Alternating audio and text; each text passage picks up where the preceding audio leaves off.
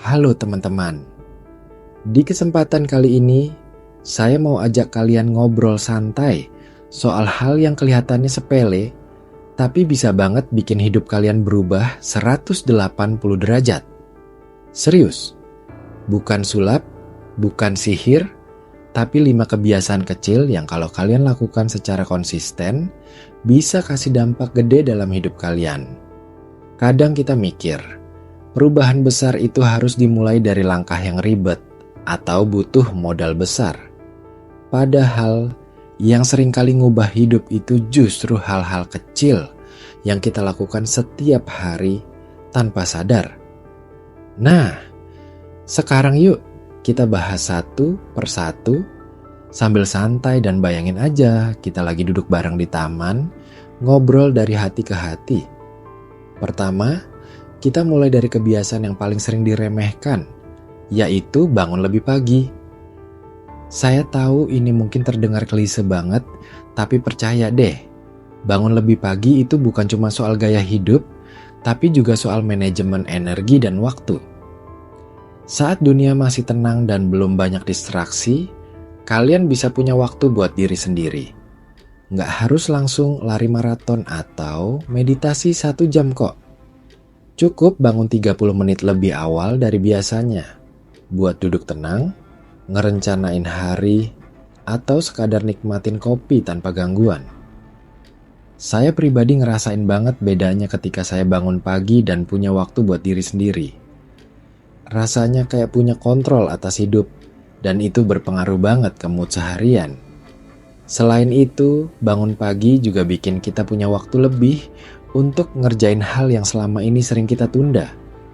Misalnya, kalian pengen baca buku tapi nggak pernah sempat, atau pengen mulai olahraga ringan. Nah, waktu pagi yang tenang itu bisa kalian manfaatin buat hal-hal kayak gitu. Dan jangan lupa, sinar matahari pagi itu bagus banget buat kesehatan fisik dan mental. Bahkan, cuma sekadar buka jendela dan lihat cahaya pagi bisa bikin suasana hati jadi lebih baik. Jadi, jangan anggap remeh ya.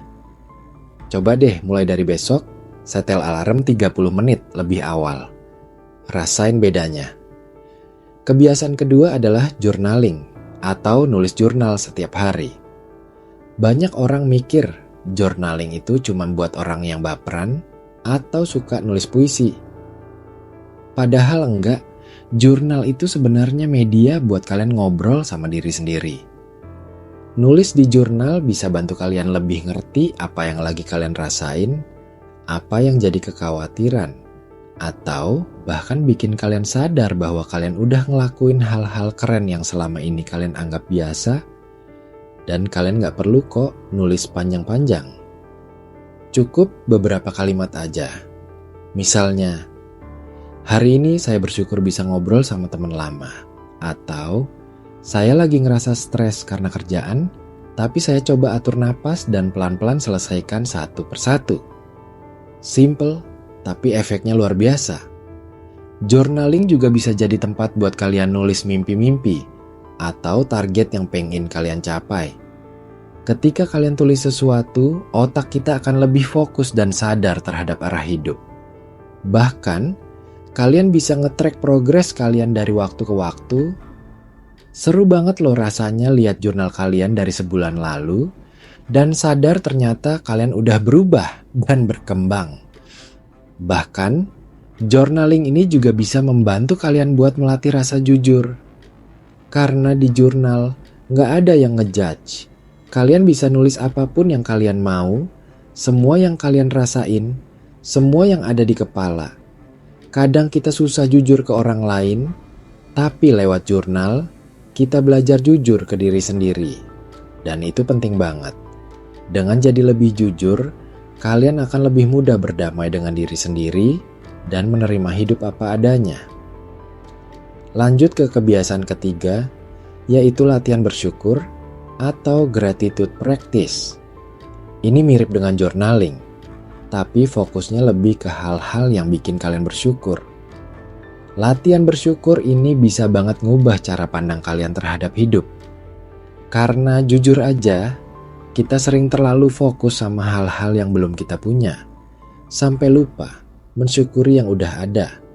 Coba deh, setiap malam sebelum tidur, tulis 3 hal yang kalian syukuri hari itu. Nggak harus hal besar. Bisa sesederhana, makan siang enak, lihat langit cerah, atau dapat senyum dari orang yang disuka.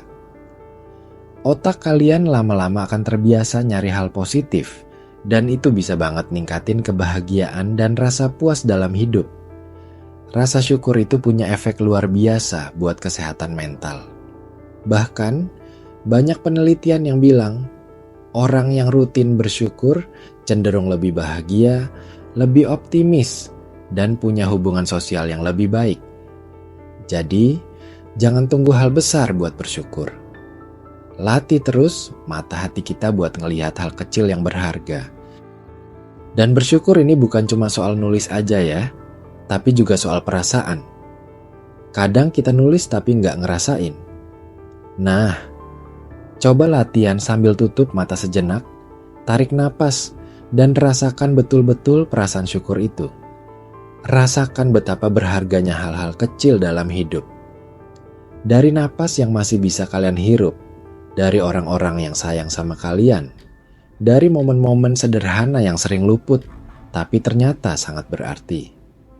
Semakin kalian latih rasa syukur, semakin kalian akan terbiasa melihat dunia dari sisi yang lebih cerah. Kebiasaan keempat adalah gerakin badan setiap hari. Nah, jangan langsung bayangin nge-gym 2 jam atau ikut kelas yoga mahal ya. Gerakin badan itu bisa sesimpel stretching 10 menit, jalan kaki keliling kompleks, atau nari-nari sendiri di kamar sambil dengar lagu favorit. Yang penting tubuh kalian bergerak. Kenapa ini penting? Karena tubuh kita itu punya pengaruh besar ke pikiran. Kalau badan kalian lemes, otak juga ikut lemes.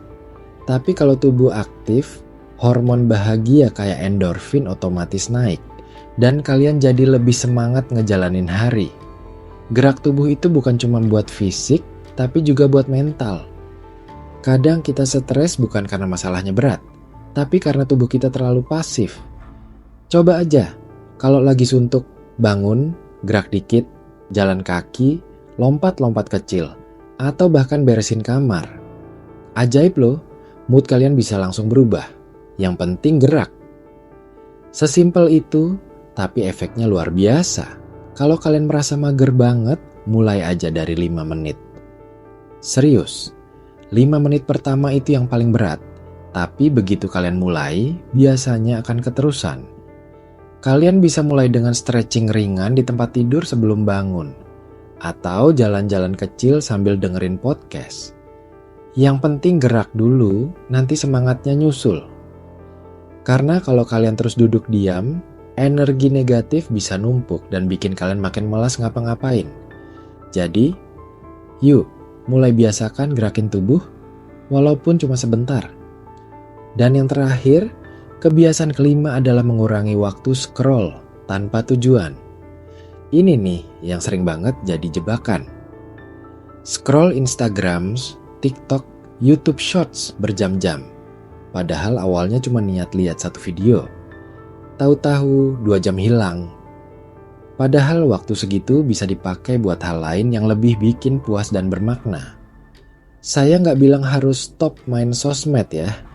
Sosial media itu seru, tapi kita yang harus ngatur, bukan sebaliknya.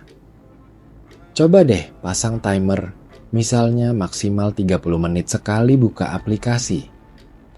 Atau isi waktu kosong kalian dengan hal yang lebih ngasih value. Baca buku, ngobrol sama orang rumah, atau jalan-jalan sebentar di luar. Sosial media bisa jadi tempat yang positif kalau kita tahu cara makainya. Tapi kalau kita nggak sadar, waktu dan energi bisa habis buat konsumsi konten yang bahkan nggak kita butuhin. Jadi, mulai atur pola penggunaan sosial media. Jangan sampai malah mengatur hidup kita. Coba kalian bayangin, kalau dalam sehari aja kalian bisa ngurangin 1 jam scrolling tanpa tujuan. Dalam seminggu udah 7 jam. Itu sama aja kayak kalian dapat 1 hari tambahan buat ngelakuin hal yang bermanfaat. Bayangin kalau kalian pakai waktu itu buat belajar skill baru, olahraga, atau ngobrol sama keluarga. Pasti hidup terasa lebih berarti dan gak cuma sekadar lewat begitu aja. Nah, dari kelima kebiasaan ini, mana yang udah pernah kalian coba? Atau mana yang paling pengen kalian mulai? Ingat ya, kuncinya bukan di seberapa besar perubahan yang kalian lakukan, tapi seberapa konsisten kalian menjalaninya. Kalau kalian mulai sekarang, dalam sebulan ke depan, kalian bisa ngerasa lebih tenang, lebih bahagia, dan hidup kalian bisa berubah arah, ke arah yang lebih baik tentunya. Perubahan itu bukan datang dari hal besar yang langsung terjadi dalam semalam, tapi dari langkah-langkah kecil yang kita ulang tiap hari. Kalau kalian pengen jadi versi terbaik dari diri sendiri, mulai aja dari kebiasaan kecil. Karena dari situlah hidup pelan-pelan berubah. Dan terakhir, ingatlah satu hal penting. Hidup ini bukan perlombaan cepat-cepat sampai tujuan, tapi perjalanan untuk menemukan siapa diri kita sebenarnya. Pelan-pelan gak apa-apa, asal terus bergerak. Semoga kalian selalu diberi kekuatan buat melangkah, sekecil apapun langkah itu. Karena dari langkah-langkah kecil itulah kita membangun arah yang besar.